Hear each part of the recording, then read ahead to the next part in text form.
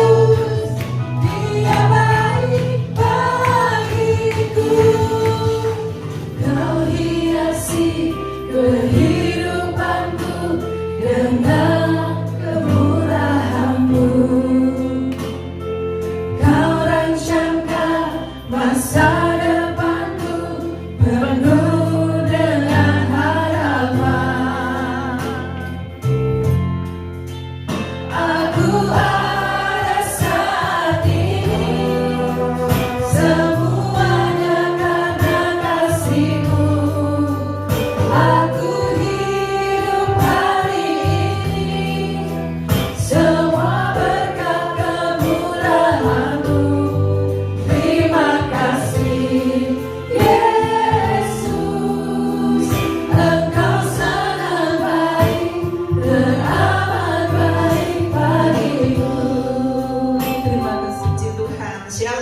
semua?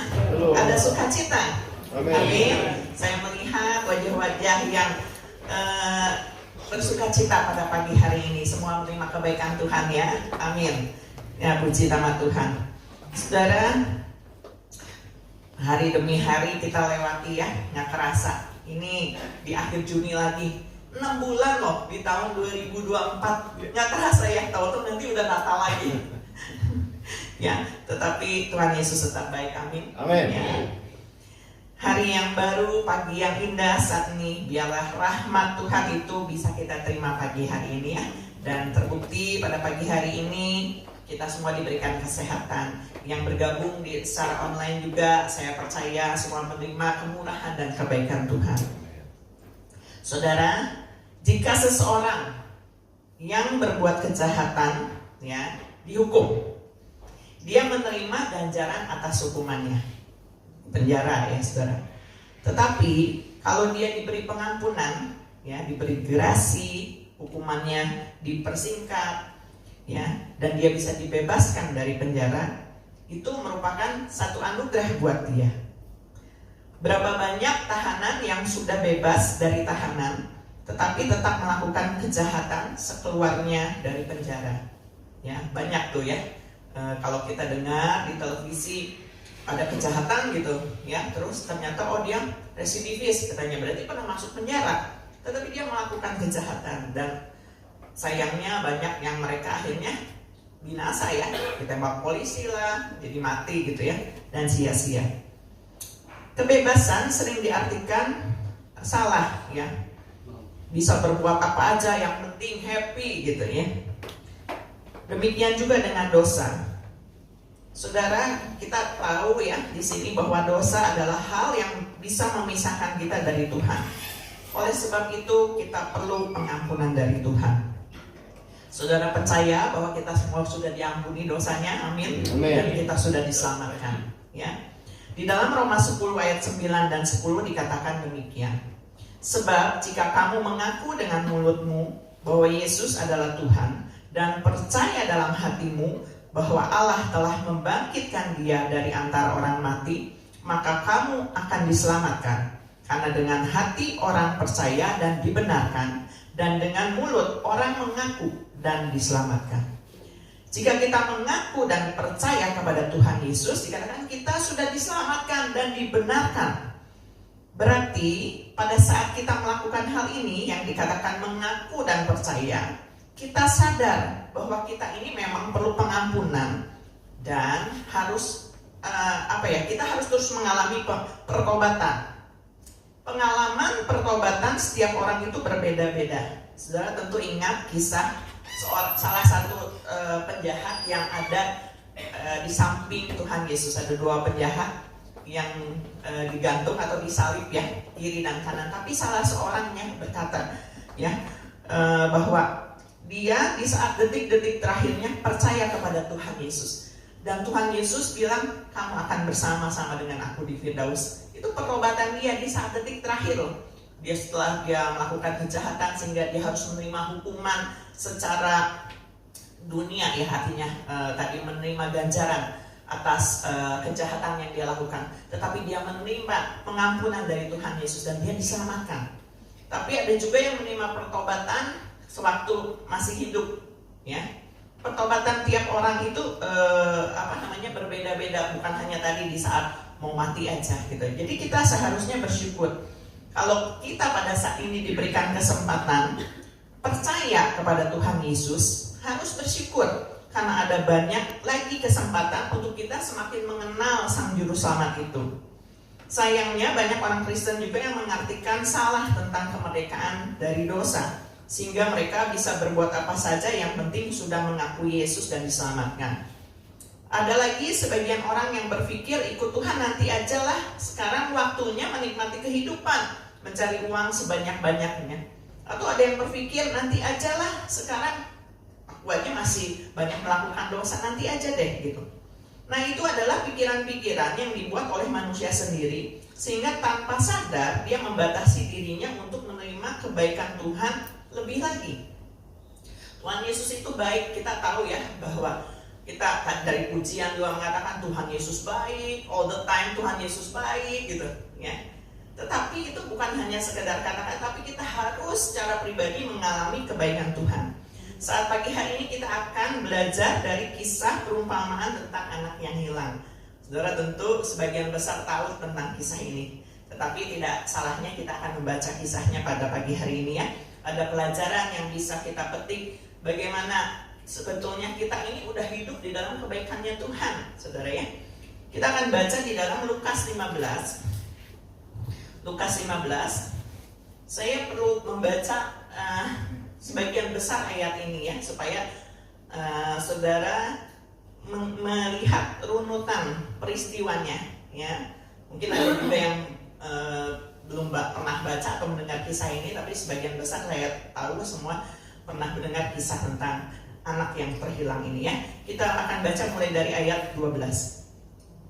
Kata yang bungsu kepada ayahnya, ini ada seorang ayah punya dua anak, si sulung dan si bungsu. Nah ini kata yang bungsu kepada ayahnya ya. Bapa, berikanlah kepadaku bagian harta milik kita yang menjadi hakku. Lalu ayahnya membagi-bagikan harta kekayaan itu di antara mereka. Beberapa hari kemudian anak bungsu itu menjual seluruh bagiannya itu lalu pergi ke negeri yang jauh. Di sana ia memboroskan harta miliknya itu dengan hidup berfoya-foya. Setelah dihabiskannya semuanya, timbullah bencana kelaparan di dalam negeri itu, dan ia pun mulai melarat. Lalu ia pergi dan bekerja pada seorang majikan di negeri itu. Orang itu menyuruhnya ke ladang untuk menjaga babinya.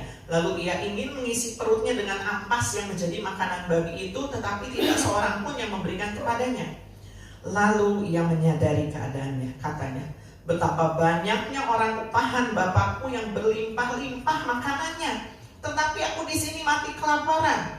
Aku akan bangkit dan pergi kepada bapakku dan berkata kepadanya, Bapa, aku telah berdosa terhadap surga dan terhadap Bapa. Aku tidak layak lagi disebutkan anak Bapa. Jadikanlah aku sebagai salah seorang upahan Bapa. Sampai situ dulu. Yang pertama adalah kisah tentang si bungsu ya. Dia meminta bagian harta warisan padahal bapaknya masih hidup, tapi bapaknya mengasihi dia, dibagiin tuh warisannya. Mungkin dia berpikiran, dia punya rencana, aku akan ke kota, aku akan merintis usaha, mungkin nanti saya akan berhasil. Tetapi kita nikmati dulu kesenangan. Biasanya orang kalau punya uang banyak gitu ya, happy-happy dulu, jalan-jalan dulu gitu. Tetapi ternyata ada bencana kelaparan.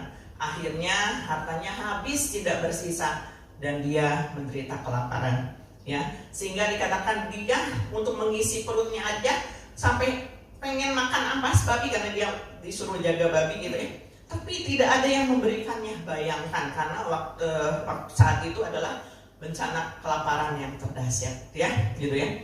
Sehingga di saat dia terpuruk itu, puji Tuhannya, dia ingat ya, punya bapak. Dia berpikir, karyawan-karyawan bapakku aja mereka berlimpah makanannya. Aku di sini yang jadi anak si bapak gitu ya, dikatakan melarat, dikatakan kelaparan, hampir mati. Sehingga akhirnya dia berpikir, aku harus pulang ke kampungku. Ya, aku nggak layak disebut anak nih. Ya, aku nggak layak disebut anak. Aku mau minta ampun sama bapakku.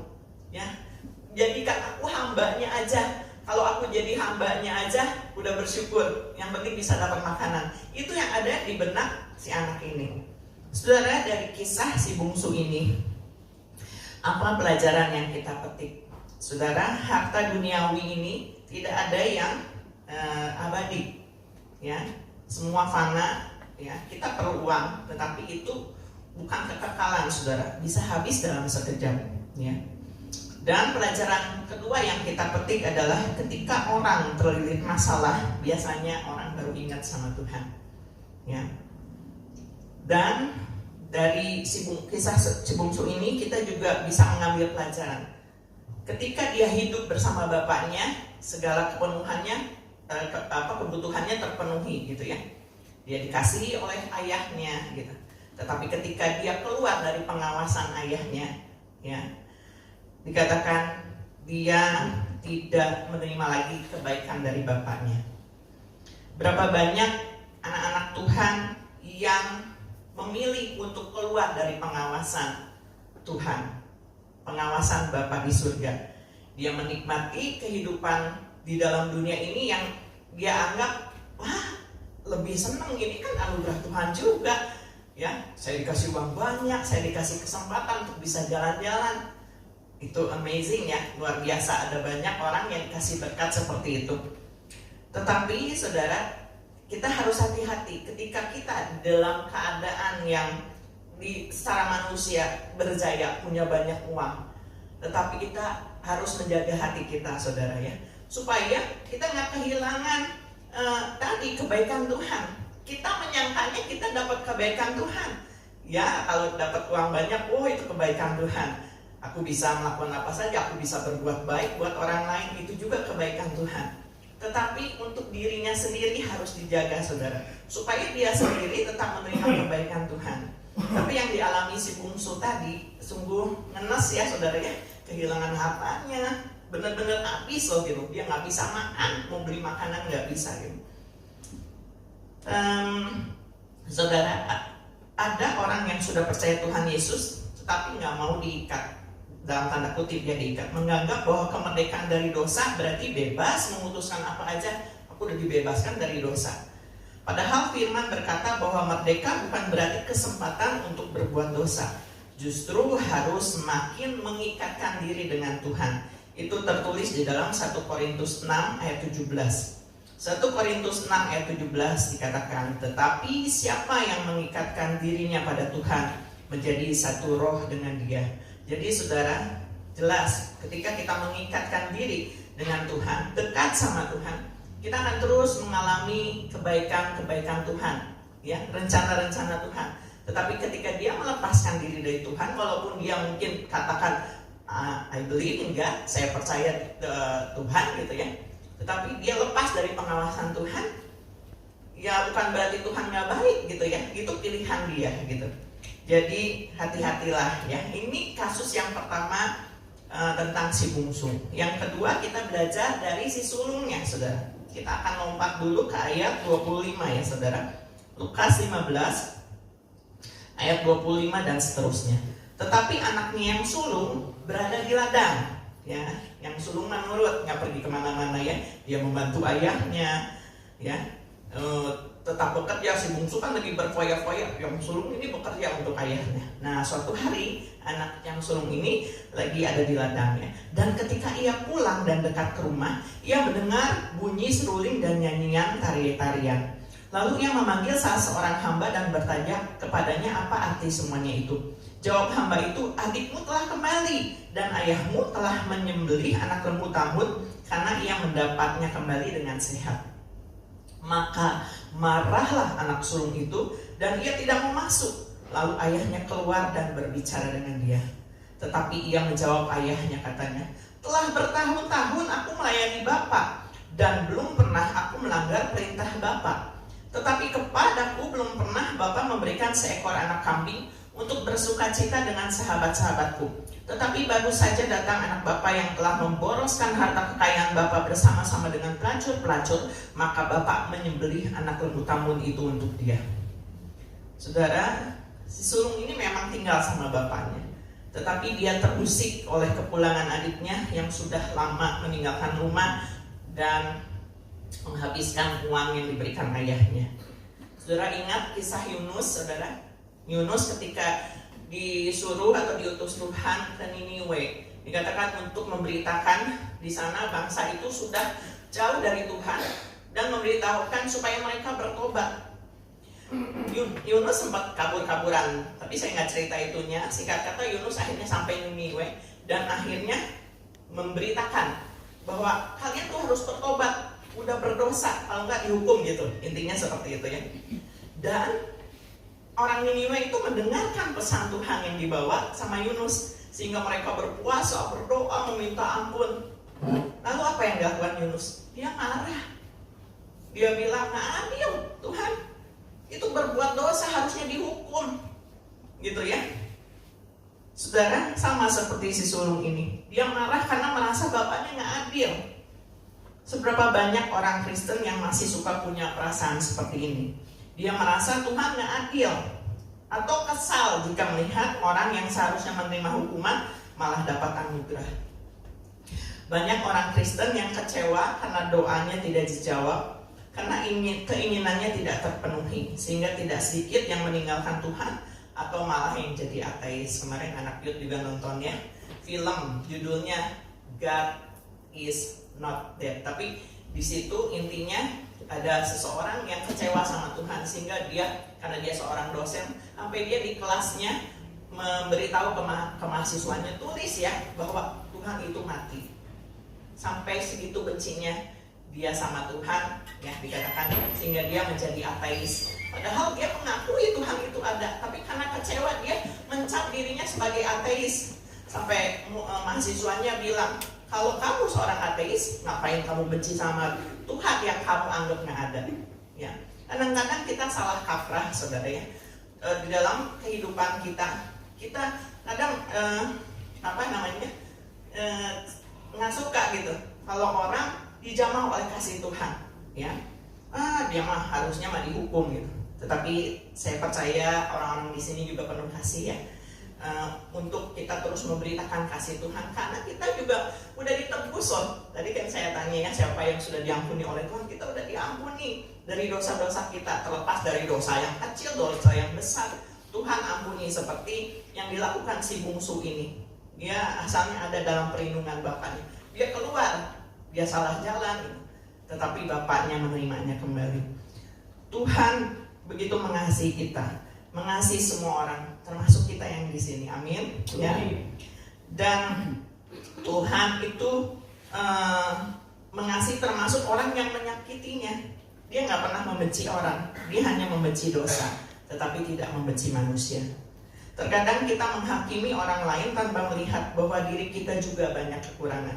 Jadi saudara, kita mau terus belajar. Dan pagi ini dari kisah si sulung dan si bungsu ini, kita sering membaca. Tetapi ketika kita membaca firman yang sama, Roh Kudus pasti akan terus memberikan pengertian buat kita semua. Sejalan dengan seiring waktu yang berlalu ya saudara. Saya waktu masih kecil sampai sekarang beranjak dewasa punya momen-momen kehidupan yang berbeda. Waktu saya masih kecil mungkin saya nggak bisa mengerti apa yang dilakukan orang tua saya kadang. Kok bisa gitu ya? Gitu ya. Tapi ketika saya ada di bagian atau masa saya jadi orang tua, saya baru memahami, oh begini toh, gitu ya, jadi orang tua. Jadi jalani aja kehidupan ini semuanya karena anugerah Tuhan, ya. Dari kisah ini kita mengerti bahwa Bapa mengasihi anak-anaknya. Orang tua kita mengasihi anak-anaknya, ya. Tetapi hanya karena pengertian yang salah. Karena tadi sekali lagi karena dosa. Tiap orang punya pertobatan sendiri. Orang tua sendiri mungkin punya keterbatasan. Tetapi saat pagi hari ini saya memotivasi semua, termasuk diri saya sendiri, untuk kita terus mengenal Sang Juru Selamat itu. Lebih lagi supaya kalau kita ada di posisi orang tua, kita menjadi orang tua yang baik, yang benar-benar mengasihi anak. Atau kalau kita di posisi anak, kita mengerti bahwa Tuhan itu baik buat aku ditempatkan di keluarga, walaupun keluargaku nggak sempurna, ya. Mungkin ada banyak anak-anak juga yang kecewa hidup di dalam keluargaku broken home, gitu ya, dan lain sebagainya. Tetapi kehidupan kita di dalam dunia, kalau kita menyadari Tuhan itu punya rencana indah bahkan di balik keburukan sekalipun. Amin, ya. Saudara, di dalam Lukas 15 ayat yang ke-20, kita akan ke atas lagi. Nah, tadi si bungsu memutuskan untuk pulang dan dia lakukan. Dia pulang ke kampung. Apa yang terjadi di ayat 20? Maka bangkitlah ia dan pergi kepada bapaknya. Ketika ia masih jauh, ayahnya telah melihatnya. Lalu tergeraklah hatinya oleh belas kasihan. Ayahnya itu berlari mendapatkan dia, lalu merangkul dan mencium dia. Apakah kita juga memiliki belas kasihan ini, saudara? Seorang ayah, ya, tadi anaknya zaman itu nggak ada zaman HP, nggak bisa call-callan, ya. Jaraknya jauh kampung ke kota. Dia nggak tahu anaknya di kota tuh kayak gimana gitu. Ini kita dengar kisahnya aja di firman Tuhan, tapi ayahnya kan menunggu. Ini si bungsu anakku tuh di kota ngapain ya? Dia udah jadi orang sukses belum gitu. Tetapi satu hari ketika dia mungkin ayahnya lagi di luar gitu diam, terus dia melihat kejauhan. Saya membayangkan itu di ladang ya, di ladang itu masih nggak banyak rumah, bukan ngebayangin kayak kota di sini gitu ya. Dia melihat ada sosok yang berjalan ke arah rumahnya. Lusuh mungkin, yang bukan perlente lagi pergi perlente pakai baju yang bagus ya. Tetapi saat itu dia melihat ada seorang yang mungkin kurus sama kelaparan, saudara. Bajunya compang-camping, tetapi bapak ini mengenal itu adalah anaknya yang hilang. Nah, saudara, begitu dalam kasih Tuhan buat kita semua. Mungkin saat ini kita menjadi anak bungsu yang kadang kita merasa aku tidak layak jadikan sebagai anak karena dosaku yang begitu dalam. Tetapi kasih Tuhan buat kita semua, Dia tidak pernah menghakimi dosa kita. Bahkan firman Tuhan katakan, Dia tidak mengingat lagi dan membuang dosa-dosa kita sampai ke tubir laut. Bukan berarti Dia artinya mengabaikan dosa kita, enggak. Tetapi karena kasih-Nya yang begitu besar buat kita, sehingga Dia tidak mengingat dosa-dosa itu lagi. Saudara, kalau kita begitu dilayakkan sebagai anak, dikatakan kita sendiri mengakui, aku ini gak layak dijadikan anak, jadikan aku hamba aja, jadikan aku kacungmu Tuhan. Tetapi dikatakan Bapak ini, ya saudara ya, Bapak ini dikatakan dari kejauhan dia melihat anaknya datang dengan compang-camping. Dia berlari mendapatkan anak itu dan merangkulnya, memeluknya, menciumnya. Ketika anaknya berkata, "Bapak, aku udah berdosa sama engkau." Tetapi ayahnya tidak mempedulikan itu. Yang dia lakukan adalah apa, saudara? Cepat ya ke pelayannya, cepat ambil jubah yang terbaik, dikatakan ya. Di ayat 22 dikatakan, lekas bawa kemari jubah yang terbaik, pakaikanlah itu kepadanya, kenakanlah cincin pada jarinya dan sepatu pada kakinya. Sudah kebayang, anak ini udah gak pakai alas kaki, tetapi bapak ini begitu mengasihi anaknya. Dia gak peduli sama dosanya. Udah berapa banyak kita yang tadi saya maksud menghakimi orang ya, padahal kita juga udah dilayakkan sama Tuhan. Dan itulah wujud kasih Tuhan buat kita semua. Kita gak layak tuh saudara, tetapi kita dibenarkan oleh karena Tuhan. Amin. Ya, pagi hari ini saya gak membuat saudara jadi sedih, saudara, tapi harusnya saya tuh terharu, bersyukur. Karena kalau tanpa Tuhan, kita gak ada di sini, saudara. Saya gak ada di sini, saya gak bisa membagikan firman Tuhan. Karena pilihan hidup seseorang dikembalikan kepada kita masing-masing. Tetapi saya bersyukur Bapak Ibu, saudara-saudari di sini pagi hari ini memilih satu waktu yang berharga. Ya, dikatakan rahmat Tuhan itu diberikan Tuhan setiap pagi. Tetapi kalau nggak kita ambil, ya mungkin Tuhan nggak marah, tetapi mungkin Tuhan bilang, aduh sayangnya aku kasih ini kebaikan buat kamu, gitu. Tetapi kamu mengabaikannya, gitu ya. Ini masih dalam hal ibadah, belum hal yang lain. Kadang-kadang kita lupa memprioritaskan Tuhan itu seperti apa, gitu ya saudara. Tetapi belas kasihan Tuhan itu besar, lebih besar daripada dikatakan segala dosa kita, segala keterbatasan kita. Dia nggak ngeliat, dia udah istilahnya ngacuhin ya. Dia peluk anaknya, dia sambut gitu, dia pestain anaknya gitu ya, yang sudah menghabiskan uangnya. Bukan dihakimi, bukan berarti pas lagi pulang, loh mana uang bapak? Mungkin ya kalau bapak yang tidak mengenal kasih Tuhan mungkin seperti itu, kamu habisin uang bapak, ya mungkin dipukulin anaknya gitu. Tetapi Tuhan nggak begitu, saudara. Dia menyambut kita, ya.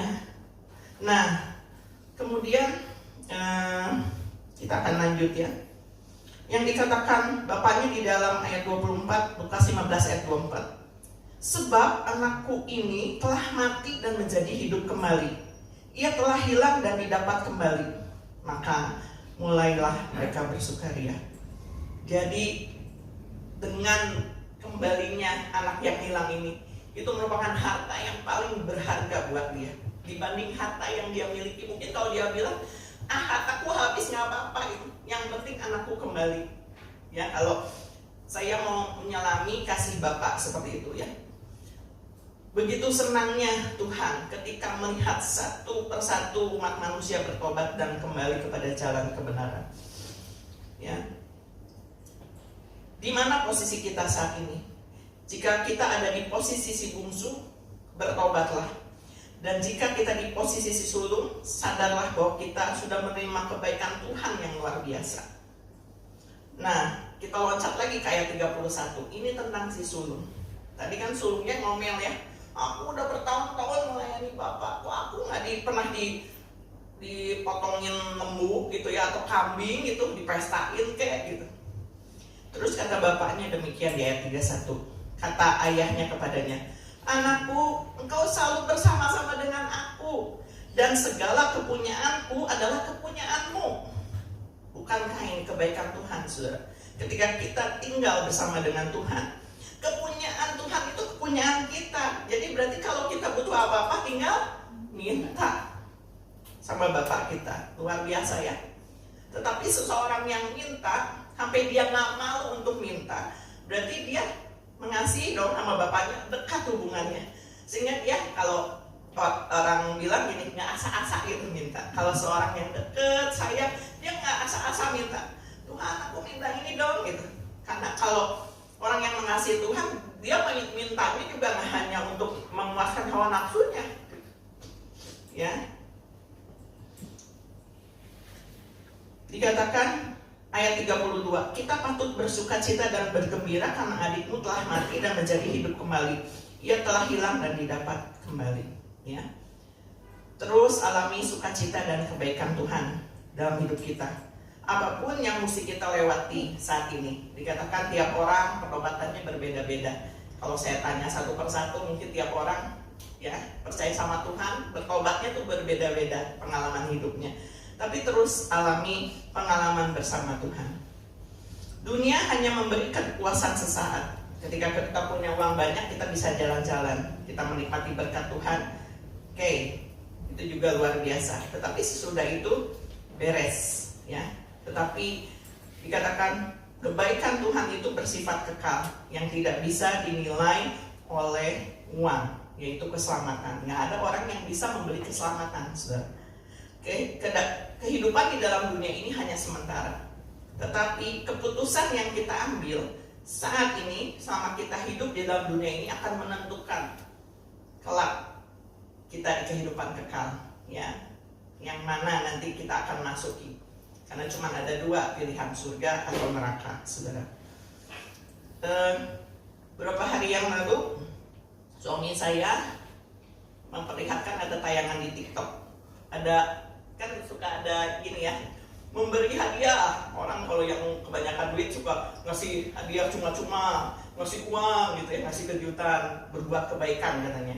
Nah, di tayangan TikTok itu nggak ketahuan siapa yang ngasihnya, cuman ada orang-orang yang sulit hidupnya dikasih duit 50.000 ya. Jadi ada orang yang lagi bawa gerobak sampah, tiba-tiba diteplokin duit 50.000 gitu, dia lihat nangis, sukacita. Terus ada yang lagi jualan dikasih duit, diteplokin 50.000, dikasih duit 50.000 aja senangnya bukan main, saudara.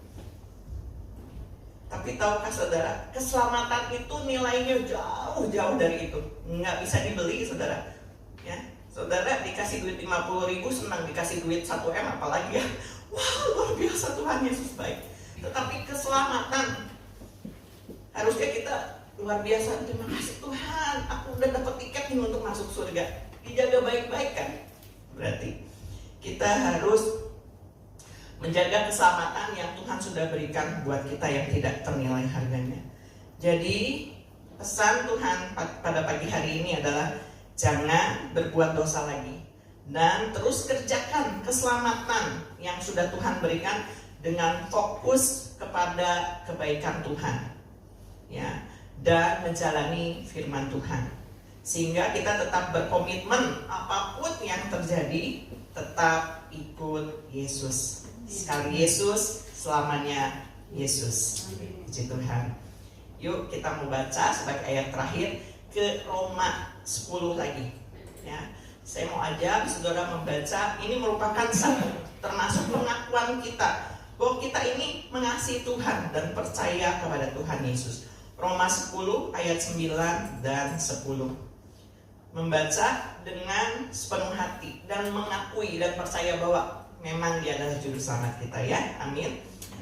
Ayat ke-9 mulai 1, 2, 3. Sebab jika kamu mengaku dengan mulutmu bahwa Yesus adalah Tuhan dan percaya dalam hatimu bahwa Allah telah membangkitkan Dia dari antara orang mati, maka kamu akan diselamatkan. Karena dengan hati orang percaya dan dibenarkan, dan dengan mulut orang mengaku dan diselamatkan. Amin. Ya, biar firman Tuhan pagi hari ini mulai menjadi berkat buat saudara dan membuat komitmen saudara semakin kuat di dalam Tuhan. Kalau saudara menemukan ada teman-teman yang lain, mungkin di saat sekarang ini mereka sedang tidak ada pengharapan, merasa, waduh aku buat apa hidup lebih lama lagi di dunia ini. Saudara harus membawa pengharapan yang baru kepada yang lain. Beritakan tentang Yesus, karena ada kehidupan yang abadi di dalam Tuhan Yesus, ya. Ada kebahagiaan, ada keselamatan dan pengampunan dosa. Amin. Walau ku harus berjalan dalam lembah kegelapan,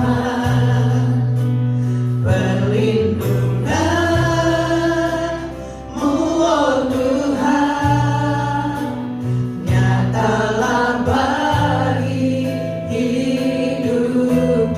Mungkin ini pengalaman hidup saudara, tetapi ini janji Tuhan. Tiada pernah sedetikmu, tiada pernah kau tinggalkan, tiada pernah kau tinggalkan. Sungguh mulia dan sempurna, hanya kau layak disembah. Katakan ini kepada Tuhan. Yesus, Engkau juru selamatku, dalam janji-Mu kemenanganku. Selamanya kan ku nyatakan besar setiamu Tuhan di hidupku.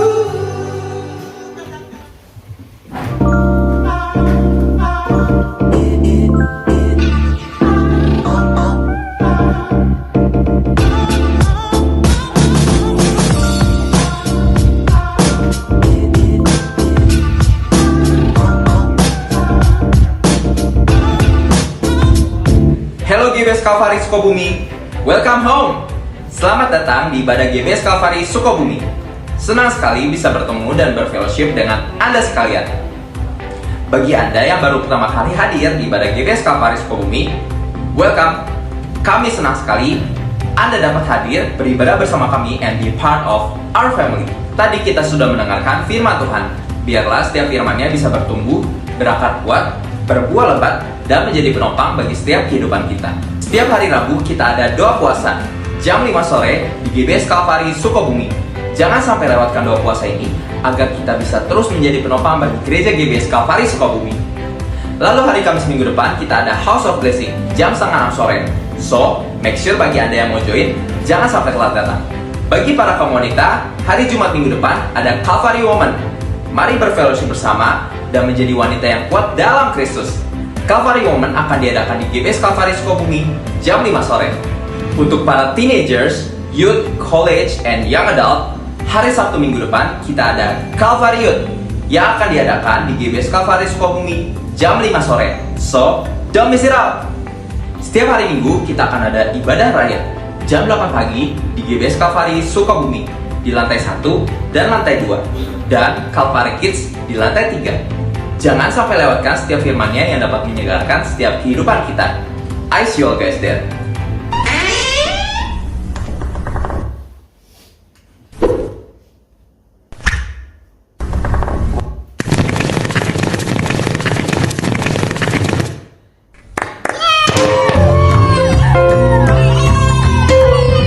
Selamat ulang tahun untuk Ibu Gembala Yuni Imelda. Selamat ulang tahun untuk Ciuni. Selamat ulang tahun Restu Yuni.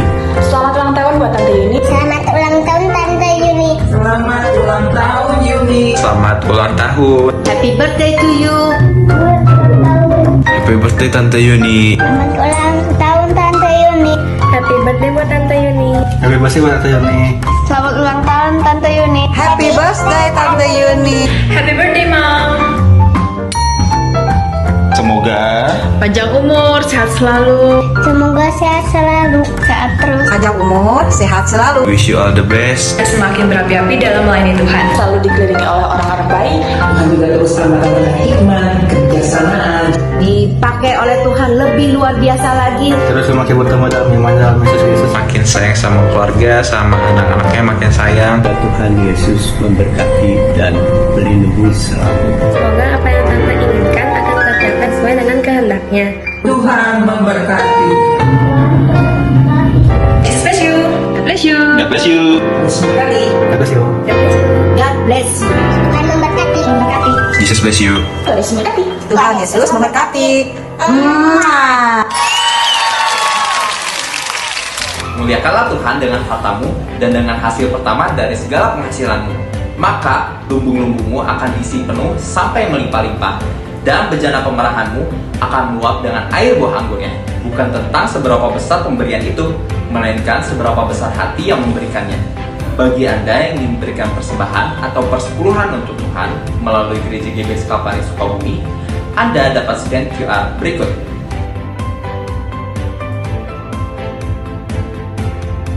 Atau transfer ke nomor rekening berikut ini.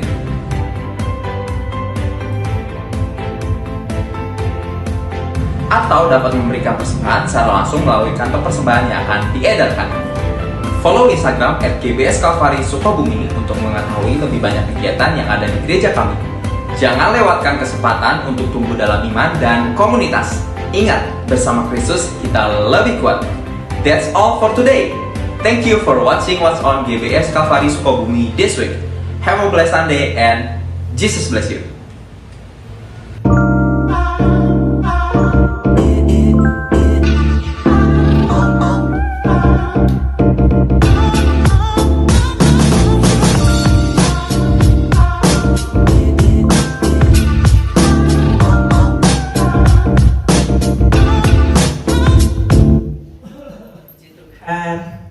Terima kasih untuk kejutan-kejutan yang diberikan saudara-saudari, Bapak Ibu untuk di hari ulang tahun saya ya. Tadi juga nggak tahu pikir pengumuman apa ya, mau dapat kado gitu ya.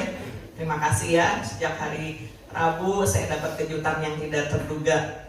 Puji syukur sama Tuhan kalau Tuhan masih memberikan kepercayaan pada saya ditambah 1 umur 1 tahun lagi di dunia ini. Tapi saya berarti tambah dekat nih sama Tuhannya ya, pulangnya gitu sama Tuhan.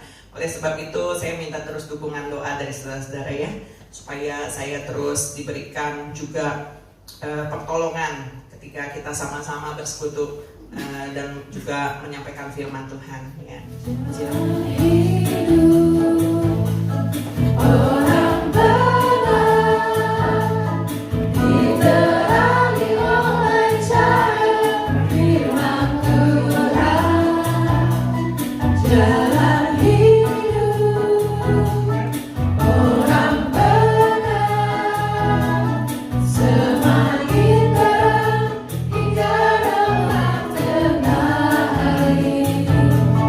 Apabila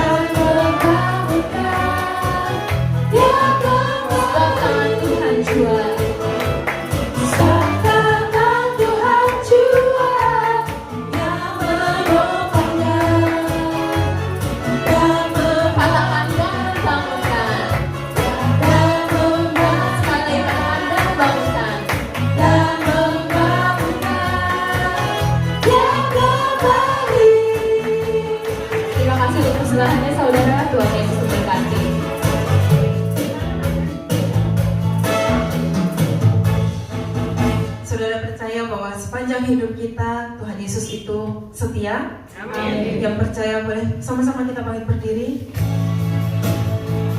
Ibadah hari ini boleh berakhir, tapi kasih Tuhan tidak pernah akan berakhir dalam hidup kita.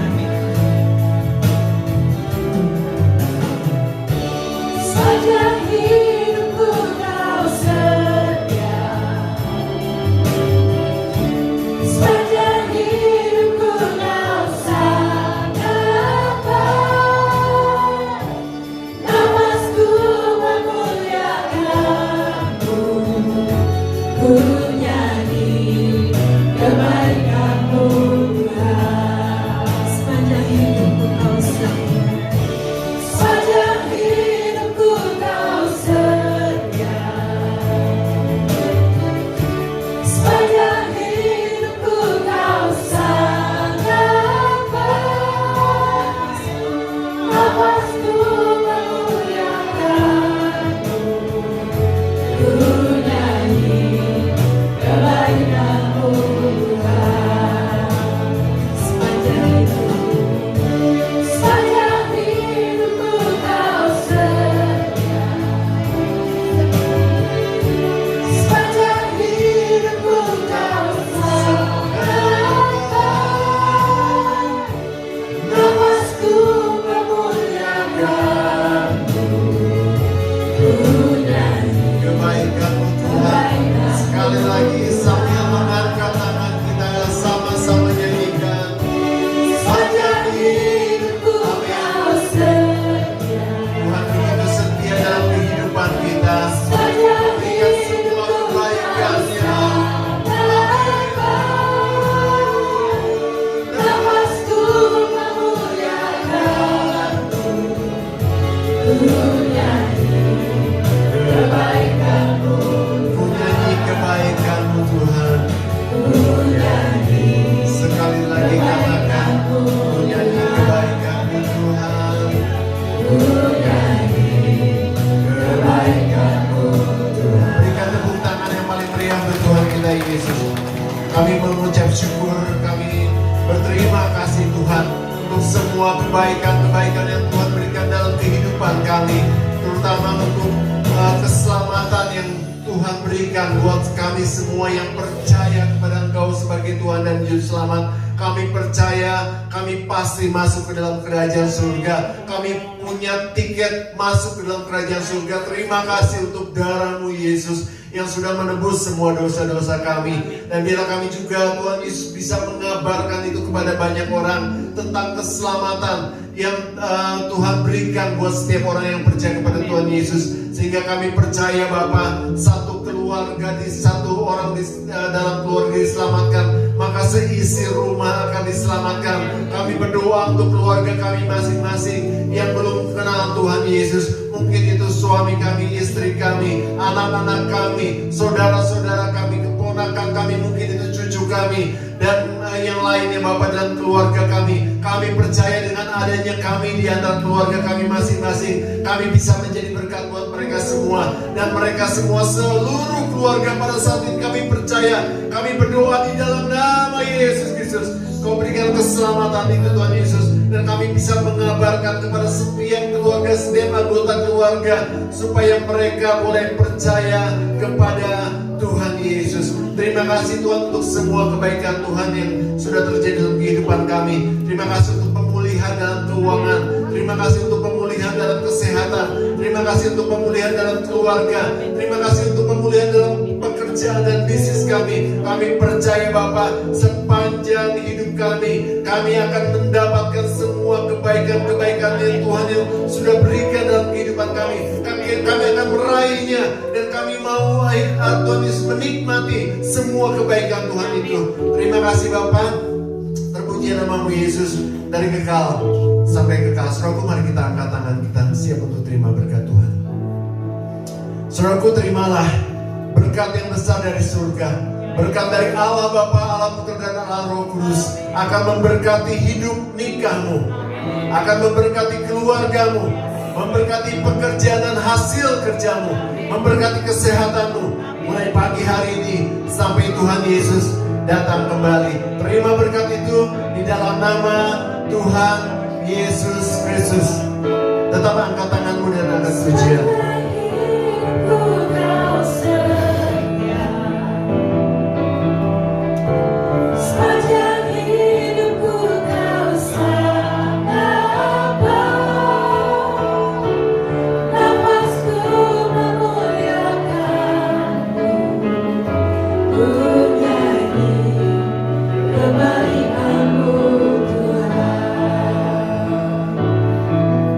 Selamat pulang jemaat Calvary.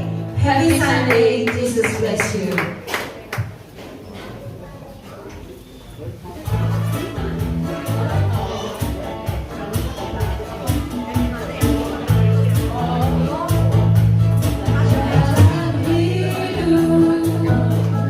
Orang benar diterangi oleh cahaya firman Tuhan.